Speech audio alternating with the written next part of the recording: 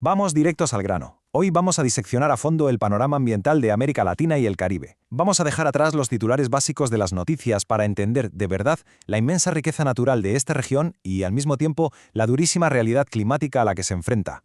A través de la información que nos dan las fuentes, vamos a hacer una exploración totalmente objetiva de sus tesoros, las amenazas que la acechan y esos puntos de no retorno de los que tanto se habla. Nuestra hoja de ruta de hoy es muy clara. Primero, veremos la riqueza natural de América. Después, el impacto ambiental humano. En tercer lugar, los extremos y la crisis climática. Luego pasaremos a las consecuencias en la biodiversidad y, para terminar, los desafíos y rutas de acción. Empezamos con la primera parte. Riqueza natural de América. El tesoro ecológico de la región. Pensemos por un momento en los casi 1.300 millones de personas que viven en este continente. Para todos ellos, la escala de esta riqueza es vital. El número 9 es clave aquí. 9 son los países sudamericanos que comparten la gigantesca cuenca del río Amazonas y toda la selva que los rodea. No es casualidad que a este ecosistema compartido lo llamemos el pulmón del mundo, la verdad. Es la fuente principal de recursos forestales de toda América y funciona como un termostato natural indispensable para todo el planeta. Y ojo a este dato, porque nuestra dependencia biológica de esa naturaleza es total y absoluta. 22. Hacen falta 22 árboles enormes para producir el oxígeno suficiente para que una sola persona respire durante un solo día. Es increíble. Esto nos baja un concepto abstracto directamente a la realidad. Cada día de vida humana depende, literalmente, de mantener vivos y sanos a estos ecosistemas gigantescos. Básicamente, nuestro medio ambiente es un equilibrio súper delicado entre dos mundos. Por un lado tenemos los elementos naturales de toda la vida, la flora, la fauna, el suelo, el clima, y por el otro, los entornos construidos, que es todo lo que hemos levantado nosotros, desde infraestructuras y ciudades inmensas hasta zonas agrícolas kilométricas. El problema, o más bien el conflicto ambiental, salta cuando esos entornos que construimos extraen recursos o cambian el espacio mucho más rápido de lo que la propia naturaleza es capaz de regenerarse. Pasamos a la sección 2, el impacto ambiental humano, sobreconsumo y contaminación. A ver, desde mediados del siglo XX la población ha crecido a un ritmo vertiginoso, y esto ha impulsado un modelo económico que se basa casi al 100% en un consumo rapidísimo. ¿El resultado? Múltiples formas de contaminación. Evidentemente tenemos la atmosférica, que es la que dispara el calentamiento global, o la hídrica, que destroza las reservas de agua dulce. Pero la documentación nos señala cosas de las que apenas se habla. Por ejemplo, la contaminación sónica. Todo ese ruido ensordecedor que sale del tráfico en las inmensas autopistas americanas altera la vida humana, sí, pero también el comportamiento animal. De hecho, está comprobadísimo que ahuyenta a las aves nativas y reduce sus poblaciones de forma drástica. Es una auténtica locura. Y aquí llega la gran pregunta. ¿Cómo le ponemos freno a este patrón de consumo tan destructivo? Pues hay un plan de acción bastante directo conocido como las 5 Rs: reducir, reutilizar, rechazar, recuperar y reciclar. Y quiero hacer hincapié en la R de rechazar, porque es un concepto fascinante.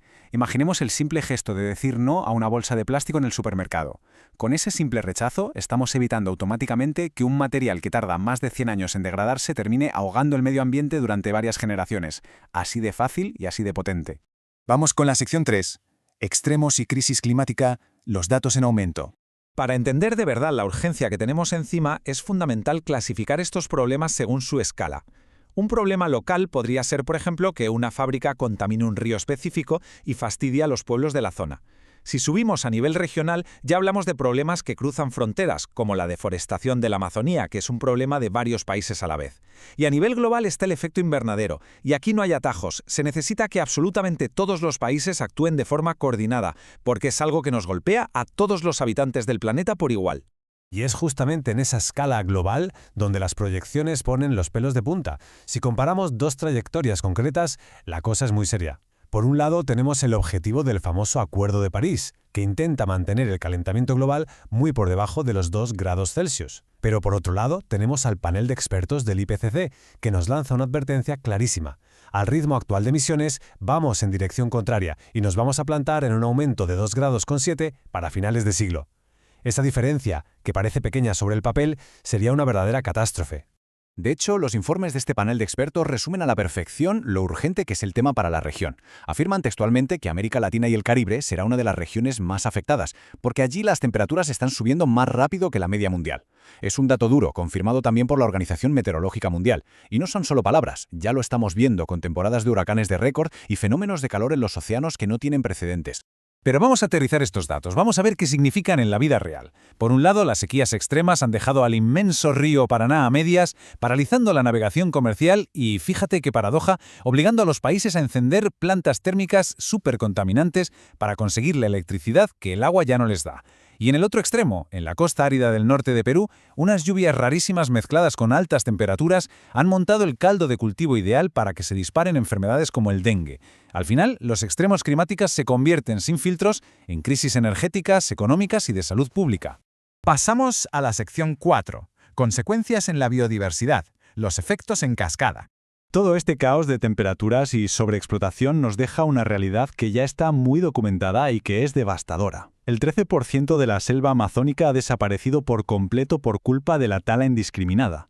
Estamos hablando de que una porción inmensa del pulmón del mundo ya es historia, y con ella se han esfumado recursos forestales incalculables que servían para proteger el suelo y regular el agua de la región. Y cuidado porque perder biodiversidad es un arma de doble filo. Por una parte está la pérdida directa, cuando se caza, se tala o se extermina a una especie concreta, ya sea un animal o una planta. Pero lo verdaderamente escalofriante es la pérdida indirecta. La naturaleza es como una red gigantesca. Si quitas una sola especie, todos esos organismos, bacterias, hongos o insectos que dependían de ella para comer o reproducirse, también caen. Es un efecto dominó, súper silencioso, pero absolutamente letal para los ecosistemas. ¿Y qué es lo que está provocando esta pérdida masiva de hábitats? Pues principalmente el hambre de más y más tierras para la agricultura y la ganadería, sumado a las gigantescas operaciones mineras. Pero ojo a este dato que recogen los informes, porque es muy imparcial y muy curioso. Resulta que hasta las infraestructuras de energía renovables, como las grandes represas hidroeléctricas, tienen un lado oscuro. Para construirlas se inundan ecosistemas enteros, se erradican especies locales y muchas veces no queda otra que desplazar a los pueblos y comunidades de la zona. Llegamos a la última parte. Sección 5. Desafíos y rutas de acción. El punto de inflexión. Si echamos un vistazo a las políticas de la región, vemos que hay una división enorme. Es como un rompecabezas donde no encajan las piezas. Por un lado, vemos a Costa Rica, Chile y Uruguay pisando el acelerador con planes climáticos superambiciosos y apostándolo todo a las renovables. Pero por otro lado, los documentos muestran a México priorizando todavía la dependencia de los combustibles fósiles, o a Brasil, donde históricamente se han documentado políticas que han dado vía libre para talar extensiones inmensas de la selva amazónica. Y luego está el elefante en la habitación, el dinero. ¿Quién paga todo lo que cuesta adaptarse? Los análisis muestran un debate superobjetivo. Desde los movimientos sociales se exige justicia climática, que básicamente es que los países más industrializados y contaminantes compensen económicamente a las naciones en desarrollo por los daños que no causaron. El problema es que gran parte de esta ayuda llega en forma de préstamos que lo único que hacen es ahogar a estos países en deudas. Y a todo esto hay que sumarle el problema interno de la corrupción. Si se envían miles de millones de dólares, ¿quién garantiza que esos fondos realmente se utilicen para reforestación o cisternas de agua y no se pierdan en desvíos ilícitos? Pero no todo son malas noticias, ni mucho menos. A pesar de los obstáculos macroeconómicos, las soluciones locales están demostrando que la mitigación es completamente posible. Hay un caso documentado buenísimo en Costa Rica, donde un liceo regional instaló un sistema para recoger agua de lluvia y usarla en sus baños. Parece una acción muy simple, pero esta idea tan ingeniosa ahorra más de 8 millones de litros de agua potable al año. Para que nos hagamos una idea, es equivalente al consumo de 23 viviendas enteras. Iniciativas como esta, o los programas estatales de banderas ecológicas, nos demuestran que los pequeños cambios consiguen resultados monumentales. Eso sí, el reloj no perdona y la ventana de oportunidad se cierra rápidamente. Los plazos están ahí. Para cumplir las metas climáticas tenemos que reducir las emisiones en un 45% para el año 2030. Y para 2050 deberíamos estar en 0 emisiones netas. Si no nos ponemos las pilas, el Banco Mundial calcula que para ese mismo 2050 podríamos tener hasta 17 millones de migrantes climáticos en la región, 17 millones de personas obligadas a desplazarse por la falta de agua o la pérdida de cosechas, y todo esto culminando a finales de siglo con ese peligroso aumento proyectado de 2,7 grados en las temperaturas. Así que, con toda esta inmensa riqueza natural en juego y la contundencia de los datos científicos sobre la mesa, nos queda la gran duda. ¿Logrará la humanidad modificar su estructura de consumo y sus políticas globales a tiempo? ¿Seremos capaces de minimizar estos impactos irreversibles antes de cruzar ese punto de inflexión definitivo? Sin duda, es el gran reto de nuestra era. Muchas gracias por acompañarnos en esta exploración. Esperamos que toda esta información sirva para observar el entorno con muchísima más claridad. Hasta el próximo análisis.